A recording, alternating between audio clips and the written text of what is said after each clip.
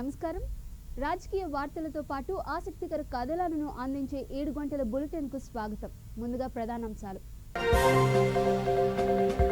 అప్పుల చిప్ప అప్పగిస్తారా అంటూ మండిపాటు. తక్షణమే అఖిలపక్ష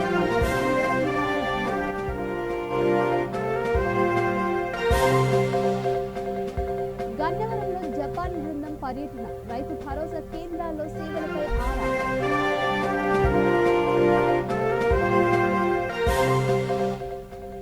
మీర్పేటలో మంచినీటి పైప్లైన్ పనులకు శంకుస్థాపన. త్వరగా పూర్తి చేయాలంటూ ఆదేశించిన మంత్రి సబిత.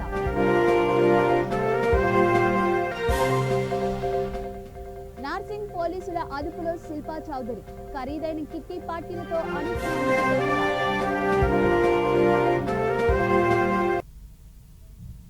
ఇక డీటెయిల్స్ లోకి వెళితే, కాకినాడ నూతన కౌన్సిలింగ్ కు భారీ అప్పుల చిప్ప అప్పగిస్తారా అంటూ పౌర సంక్షేమ సంఘం మండిపడింది. తక్షణమే కమిషనర్ అఖిలపక్ష సమావేశం నిర్వహించాలని డిమాండ్ చేసింది. మరో 2 నెలల్లో ఈ కౌన్సిల్ కు ఆర్థిక లావాదేవీల అధికారం ముగుస్తుందని తెలిపింది. వచ్చే ఏడాది ఆగస్టులో కొత్త కౌన్సిల్ ఏర్పడుతుందని, ఈ దశలో ప్రజోపయోగం లేని కోట్లాది రూపాయల దుబారా పనులను ఎందుకు చేపట్టాలంటూ నిలదీసింది. చక్కగా ఉన్న రహదారులపైన మరలా వేస్తున్న తీరుపై అభ్యంతరం వ్యక్తం చేసింది. ఆస్తులు, అప్పులు, వడ్డీలు, కోతలు, బకాయిలు, బదలాయింపులు, రాబడి తదితరాలపై శ్వేతపత్రం విడుదల చేయాలని డిమాండ్ చేస్తుంది. మరో 8 నెలల కాలంలో ముగుస్తుంది. ఆఖరి 6 నెలలు అధికారం ఉండదు. ఇక మిగిలిన 2 నెలల కాలం మాత్రమే. ఆర్థిక పరమైనటువంటి అధికారులకు ఉన్న గడువు ఈ 2 నెలలు మాత్రమే. ఇప్పటికే కాకినాడ నగరంలో రోడ్ల మీద రోడ్లు వేస్తూ ప్రజోపయోగం లేనటువంటి ఈ దుర్వినియోగం అయ్యేటువంటి పనులు ఏవైతే చేస్తున్నారో వీటన్నిటి మీద కూడా ప్రభుత్వం దృష్టికి, అధికారుల దృష్టికి, నగర ప్రజల దృష్టికి కాకినాడ పౌర సంక్షేమ సంఘం అనేక అంశాలు వెలుగులోకి తేవడం జరిగింది. ఇప్పటికీ కూడా కాకినాడ నగరపాలక సంస్థలో నియంత్రణ లేకుండా ఈ స్టాండింగ్ సమావేశపు అజెండాలతో దుర్వినియోగం పనులు చేపడుతున్నటువంటి విషయం కొనసాగుతూనే ఉంది. మరి రాబోయేటువంటి కౌన్సిల్ కంటే 2022 ఆగస్టు నాటికి కొత్త కౌన్సిల్ ఏర్పడుతుంది. ఈ కొత్త కౌన్సిల్కి అప్పులతోటి ఈ చెప్పిన అప్పచెప్పేటువంటి ప్రక్రియగా నిర్వహణ జరిగితే నగర భవిష్యత్తు ప్రశ్నార్థకంగా తగ్గేటువంటి దుస్థితి ఏర్పడుతుంది. ఇప్పటికే స్మార్ట్ సిటీ వర్కుల్లో 130 కోట్ల రూపాయల బకాయిలు ఉండగా జనరల్ నిధుల నుంచి 20 కోట్ల రూపాయల బకాయిలు ఉన్నాయి. అదేవిధంగా ప్రభుత్వ కార్యాలయాల యొక్క ఆస్తు పన్ను బకాయిలు 65 కోట్ల రూపాయల మేరకు పెండింగ్ ఉండగా కరెంటు బిల్లులు 3.5 కోట్ల రూపాయల మేరకు పెండింగ్లో ఉన్నాయి. ఇది కాకుండా ప్రభుత్వ పనులకు మళ్లించినటువంటి 100 కోట్ల రూపాయల నిధులు తిరిగి తెచ్చుకునేటువంటి ప్రక్రియ లేకుండా ఉన్నటువంటి పరిస్థితుల్లో వీరు నిన్నటి రోజున జరిగినటువంటి స్టాండింగ్ కౌన్సిల్ అజెండాలో ప్రజోపయోగం లేనటువంటి, అంటే రోడ్ల మీద రోడ్లు వేసేటువంటి అవసరమైనటువంటి కార్యక్రమాల పనులు ఏవైతే ఉన్నాయి వాటికి 13.5 కోట్ల రూపాయల వర్కులు ఆమోదం చేసినటువంటి ప్రక్రియ ఉన్నాయి. మరి వీటన్నిటికీ కూడా నిధులు బిల్లులు ఇచ్చేటువంటి ప్రక్రియ వీరి హయాంలో జరగదు. ఈ నిధులు ఎక్కడి నుంచి తీసుకువస్తారని చెప్పి కాకినాడ పౌర సంక్షేమ సంఘం ప్రశ్నిస్తూ ఉంది. అంటే ఇప్పుడు రాబోయేటువంటి 2022 ఆగస్టు ఏర్పడిపోయేటువంటి కొత్త కౌన్సిల్ ఈ యొక్క అప్పులు, బకాయిలు, ఈ యొక్క వడ్డీలు, ఈ కోతలు, ఈ మినహాయింపులు, ఈ చిట్టా తయారు చేసుకోవడం తప్ప అభివృద్ధిని చేయగలిగేటువంటి అవకాశం లేకుండా చేస్తే భవిష్యత్తు ప్రశ్నార్థకంగా తయారవుతుంది. కాబట్టి కమిషనర్ గారు అన్ని రాజకీయ పక్షాలతోటి కూడా అఖిలపక్ష సమావేశం చర్చించి నిర్వహణ చేయాలనేటువంటిది కాకినాడ పౌర సంక్షేమ సంఘం డిమాండ్ చేస్తూ ఉన్నాం. అదేవిధంగా కాకినాడ నగరపాలక సంస్థలో ఈ ఆర్థిక దుబారా లేకుండా ఉండేందుకు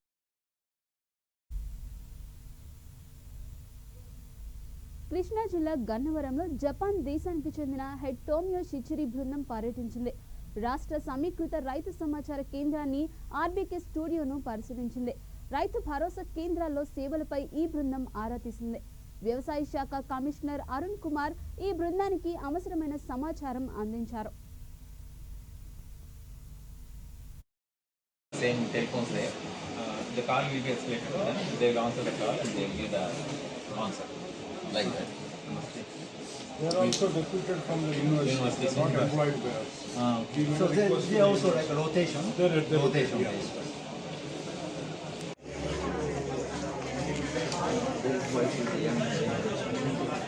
Then they have maybe every day feedback, question what is the student question, what is the equation discussion, then maybe some required training, etc. 21 calls we have received. Like the peak calls are from 11 to 12 a.m. Maybe the farmers are in the field. Yeah, after lunchtime. Yeah, Like a before break, lunch. Yeah, like a chai time. Right? Exactly. After coming from the field also 6 to 7 p.m. They inquire about it, and there will be all the data will be in the desktop. You will refer to the desktop and he will answer the question. After that, if it is technical call, he Non-technical what exactly? it is from statistics. He will select the information and he will go to the data. So we know some farmer number. Yeah.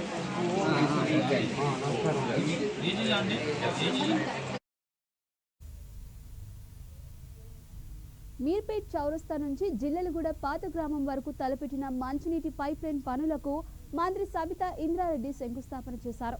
అనేక ఏళ్లుగా ఎదుర్కొంటున్న ఈ సమస్యను పరిష్కరించినందుకు స్థానికులు, కార్పొరేటర్లు ఈ సందర్భంగా కృతజ్ఞతలు తెలిపారు. వీలైనంత త్వరగా పనులను పూర్తి చేయాలంటూ మంత్రి సంబంధిత అధికారులను ఆదేశించారు. నియోజకవర్గంలోని కార్పొరేషన్లు, మున్సిపాలిటీలలో ప్రతి ఇంటికి నీరు అందేలా చూడాలని అన్నారు. మంత్రి వెంట మేయర్, డిప్యూటీ మేయర్, కార్పొరేటర్లు, నాయకులు, అధికారులు ఉన్నారు.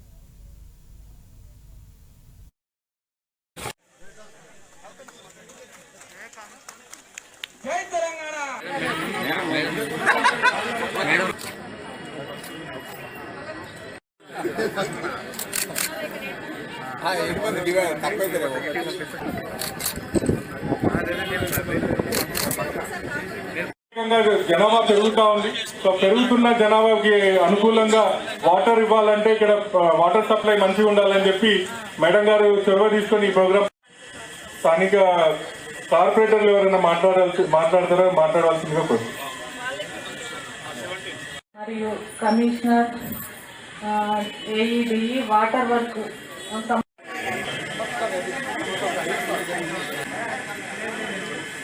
చాలా రోజుల నుండి వాళ్ళ ఏరియాకి సంబంధించిన వాటర్ సమస్య ఉంది అనేది పక్కన ఆల్టర్నేటివ్ డేస్ ఇస్తూ ఉన్నా. వాళ్ళ కాలనీస్లలో, వాళ్ళ ఏరియాలలో వారంకి ఒకసారి నీళ్ళు ఇస్తూ ఉన్నాం.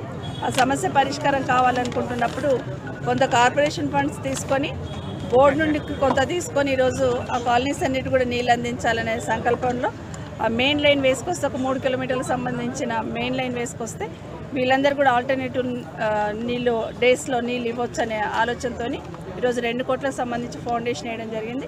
వీలైనంత తొందరలో పూర్తి చేసి ఈ గౌరవ కార్పొరేటర్స్ అందరూ కూడా పూర్తి చేయించుకొని ప్రజలకందరికీ నీళ్ళు అందించడానికి ముందుండాలని, దీంట్లో భాగంగా ఇంచుమించు 2500 హౌసెస్ కవర్ అవుతూ ఉన్నాయి.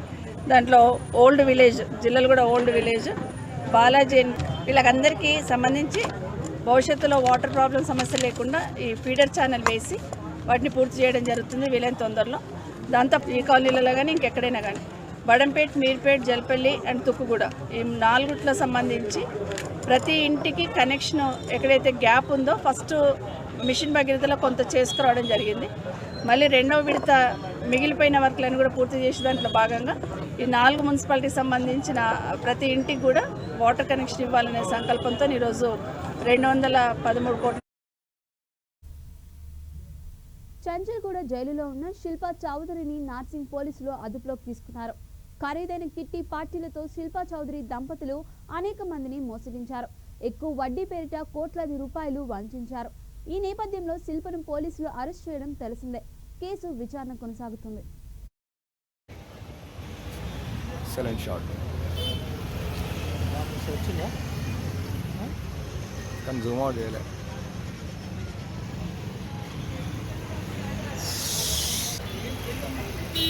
అన్న రైట్ వచ్చేసి మొత్తం total right.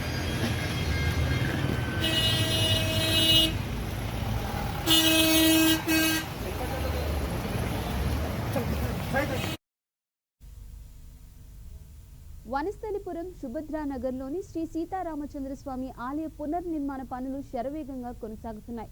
Trust chairman బొమ్మిచెట్టి Satyanarayana, ప్రధాన కార్యదర్శి సత్య శివకుమార్, డాక్టర్ కొనకంచి వేణుగోపాల్, జిఆర్ఎల్ ప్రసాద్, రాజేంద్ర ఆలగిరి, శ్రీమతి నిర్మల సారథ్యంలోని నూతన కమిటీ 4 రోజుల క్రితం ఈ పనులను చేపట్టింది.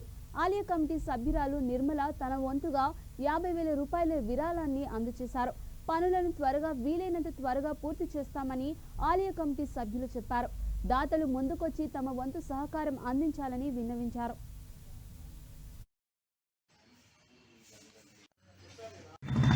నా పేరు కొనకంచి వేణుగోపాలరావు అండి. నేను సుభద్రానగర్ కాలనీలో ఉంటాను. ముఖ్యంగా ఈ కాలనీ స్టార్ట్ అయ్యి ఆల్మోస్ట్ ఒక 30 years బ్యాకే నిర్మించబడింది. అయితే 2009లో మన కాలనీ యొక్క ప్రముఖ వ్యక్తి ఒక ఆయన కుటుంబరావు గారు ఈ చిన్న గుడి అంటే మందిరంలాగా ఏర్పాటు చేయడం జరిగింది. ఆ తదుపరి దేవస్థానంగా తర్వాత ఇప్పుడు మహాదేవాలయంగా కూడా ఏర్పాటు చేయడం జరుగుతూ ఉంది.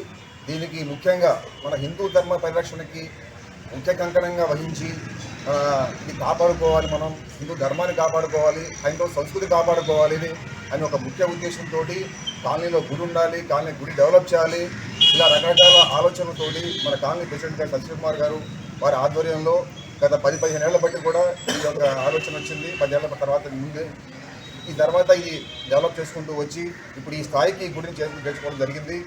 ముఖ్యంగా సీతారామచంద్ర స్వామి దేవస్థానంలో ఈ సంవత్సరం కూడా ఇంతకుముందు మన సీతారామస్వామి యొక్క ఉత్సవాలు, మన కళ్యాణం జరుగుతూ ఉండేవి.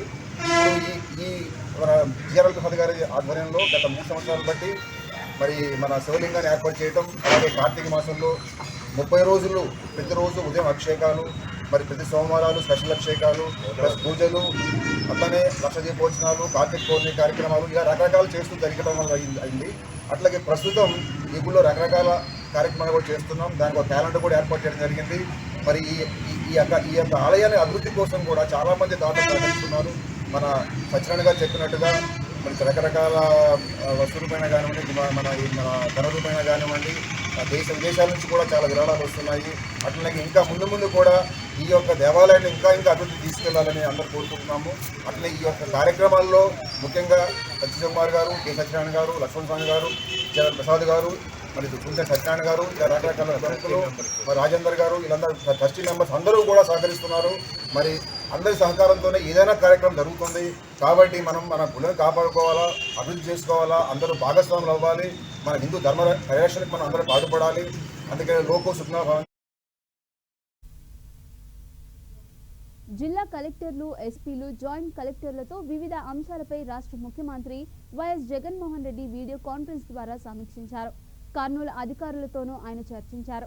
సమావేశంలో జిల్లా collector P Koteswararao, joint collector doctor Manzoor Jilani, joint collector Ramasundar Reddy, joint collector Narapureddy Maurya, joint collector Srinivasulu పాల్గొన్నారు.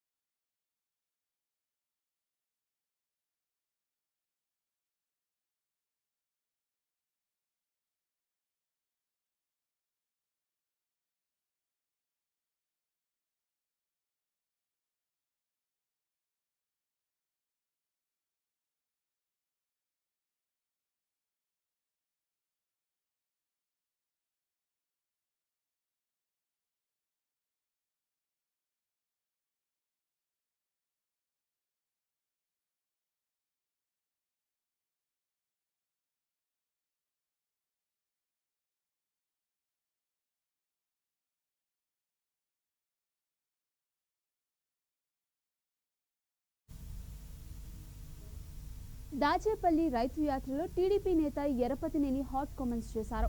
వైసీపీ ప్రభుత్వం మోసపూరితమైన, కుట్రపూరితమైన విధానాలను అవలంబిస్తోందని అన్నారు. అధిక వర్షపాతం, తెగుళ్ల వల్ల రైతులు తీవ్రంగా నష్టపోయినా వారిని గాలి కొదిలేసిందని అన్నారు. రైతు వ్యతిరేక ప్రభుత్వం అధికారంలో కొనసాగిన దాఖలాలు చరిత్రలో లేదని అన్నారు. దేశవ్యాప్తంగా రైతులు నిర్వహించిన ఉద్యమంతో సాక్షాత్తు ప్రధాని నరేంద్ర మోదీయే క్షమాపణ చెప్పక తప్పలేదని అన్నారు. పల్నాడులో జరుగుతున్న ఈ రైతు యాత్ర వైసీపీ ప్రభుత్వం అంతానికి నాంది కాబోతుందంటూ హెచ్చరించారు.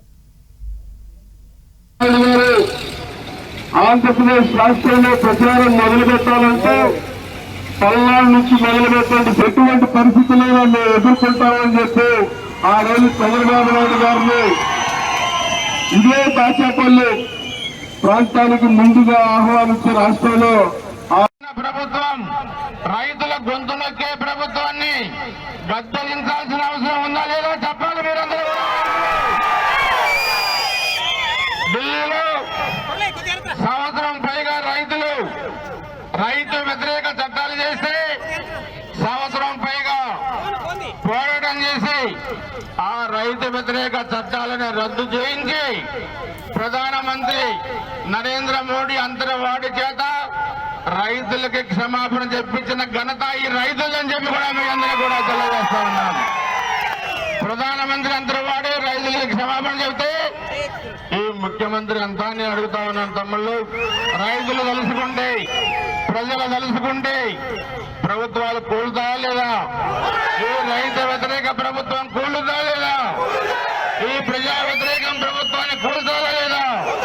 ఈరోజు రాష్ట్రాన్ని సర్వనాశనం చేసి దెమ్మలా తీయించి ఏ ఒక్క వర్గం సంక్షేమం పట్టించుకొని ప్రభుత్వాన్ని పల్నాడి ముద్దు బిడ్డలందరూ కూడా సంఘటితంగా పోరాడి ఆ రోజు నారా చంద్రబాబు నాయుడు గారిని ఆత్మగౌరవ యాత్రకు తీసుకొచ్చి ఏ విధంగా అధికారంలోకి తీసుకురావడానికి మీరందరూ కారకులయ్యారు.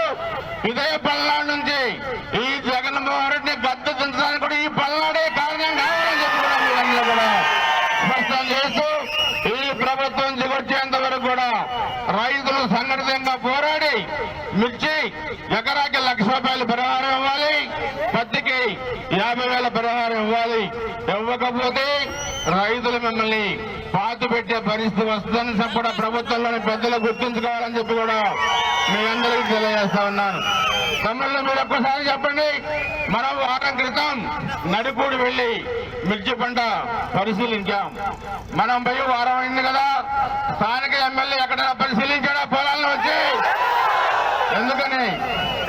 బాగా బిజీగా ఉన్నాడా? ఏం బిజీలో ఉన్నాడు? ఏంటి? ఓకే, అది మీరే చెప్పండి, ఏం కాదు. అందరికీ నమస్కారం. ఇప్పుడు మనం మాజీ మంత్రివర్యులు నక్కా ఆనందబాబు గారు మాట్లాడతారు.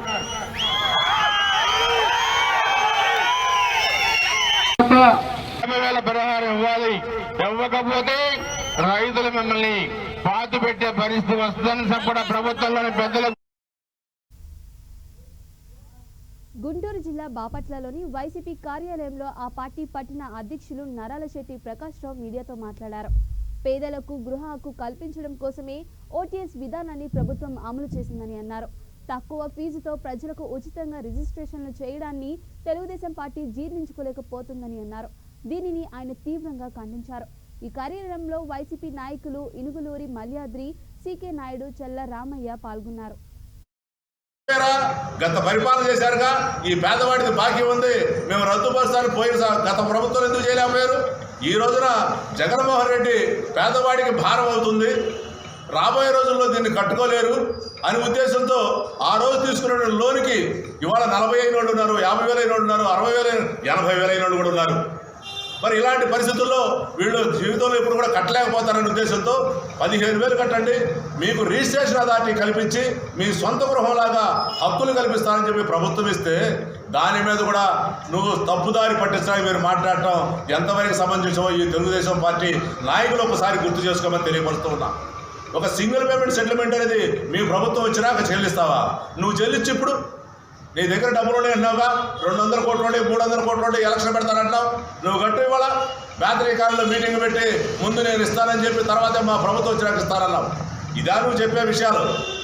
ప్రజలను తప్పుదావ పట్టించడమా? ఇవాళ ఒక బెనిఫిషియల్ ఉన్నాడు, వాళ్ళు ఆర్థిక బాధల్లో ఉన్నారు, వాళ్ళని ఏ విధంగా సేవ్ చేయాలో ఆలోచన చేయాలా? గతంలో పరిపాలన చేసావు, ఎన్నో సంవత్సరాల నుంచి మీ ప్రభుత్వం పరిపాలన చేసింది, ఏనాడు కూడా మీరు మరి ప్రజల మీద ఈ భారం ఉంది, వీళ్ళు కట్టలేని పరిస్థితులు ఉన్నారు, వీటిని రద్దుపరచడానికి ఎందుకు చేయరా? ఇవాళ జగన్మోహన్ రెడ్డి వచ్చి అది సింగిల్ పేమెంట్ సెటిల్మెంట్ కింద తీర్మానం తీసుకొచ్చి ఇస్తే నువ్వు దాన్ని కూడా మా ప్రభుత్వం వస్తే కడతారు. మీ ప్రభుత్వం అయితే ఇంతకుముందు ఏం చేసావు అంటే ఓట్ల కోసం డ్రామాలు ఆడుతున్నావా? తర్వాత ఆత్మగౌరవ సభ అంటున్నావు. ఏంది నీ ఆత్మగౌరవ సభ? అసెంబ్లీలో ఏమన్నారో ఒకసారి నీ క్లిప్పింగ్ చూపించి ఎక్కడైనా. చంద్రబాబు నాయుడు గారిని ఇదిగో ఈ ఫలానా మంత్రి లేకపోతే ఫలానా ఎమ్మెల్యే ఈ విధంగా అసెంబ్లీలో తిట్టాడు, మా భార్యను అన్నాడు అని చెప్పి నీకై నువ్వు నీ యొక్క భార్యను బయటేసుకొని నీకై నువ్వు మాట్లాడేవి తప్ప అసెంబ్లీలో ఎక్కడైనా మాట్లాడిన సందర్భం ఉంటే ఒక క్లిప్పింగ్ చూపించు. ఊరనే జనాల్లో నీ ఇమేజ్ పోతుందని, మీ పార్టీని నమ్మేవాళ్ళు లేకుండా పోయారని ఒక ఏదో డ్రామా ఆడి జనాల్లోకి వెళ్తారని చెప్తా తప్ప ఇది సరైన పద్ధతి. ఒకసారి ఆలోచించుకో. కుటుంబంలో ఉన్నటువంటి ఆడవాళ్ళని తీసుకొచ్చి నువ్వు బయట పెట్టావు తప్ప జగన్మోహన్ రెడ్డి ప్రభుత్వం బయట పెట్టలా, లేకపోతే వైఎస్ఆర్సీపీ ఎమ్మెల్యేలు పెట్టలా, మంత్రిమండలిలో పెట్టలా. నీకై నువ్వే దాన్ని క్రియేట్ చేసుకున్నావు. జనాల్లోకి వెళ్ళడానికి నాకు వేరే మార్గం లేదు, నేను ఇప్పుడు దాకా చేసినట్టు తప్పుడు పనులే కనుక ఏదో వెంక పెట్టిన జనాల్లోకి వెళ్దామని చెప్పి మాట్లాడుతున్నారే తప్ప ఎక్కడైనా సరే చిన్న క్లిప్పింగ్. ఇదిగో ఆ మహిళా తల్లి, ఎవరికైనా మహిళ ఒకళ్ళే, మనం ఎవరైనా తల్లిగానో అక్కగానో చెల్లిగానో గౌరవించాల్సిన సందర్భం. వైఎస్ఆర్ కాంగ్రెస్ పార్టీ నాయకులు కానీ కార్యకర్తలు కానీ ఎమ్మెల్యేలు కానీ ఎంపీలు కానీ ఒక్క ఆడపిల్లని అగౌరవపరిచిందిలే. మీకు మళ్ళీ బులెటిన్ ముగించే ముందు హెడ్లైన్స్ మరోసారి చూద్దాం. అప్పుల చిప్ప అప్పగిస్తారా అంటూ మండిపాటు, తక్షణమే అఖిలపక్ష సమావేశం నిర్వహించాలని డిమాండ్.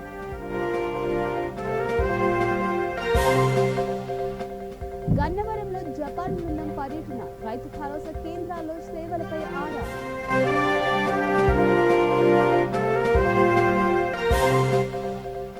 మీర్పేటలో మంచినీటి పైప్ లైన్ పనులకు శంకుస్థాపన, త్వరగా పూర్తి చేయాలంటూ ఆదేశించిన మంత్రి సబిత.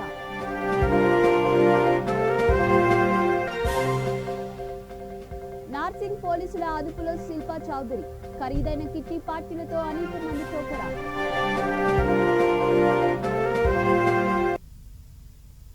ఇవి బులెటిన్ అప్డేట్స్. మరిన్ని అప్డేట్స్ కోసం చూస్తూనే ఉండండి V3 న్యూస్. లక్ష్యం సమాచితం.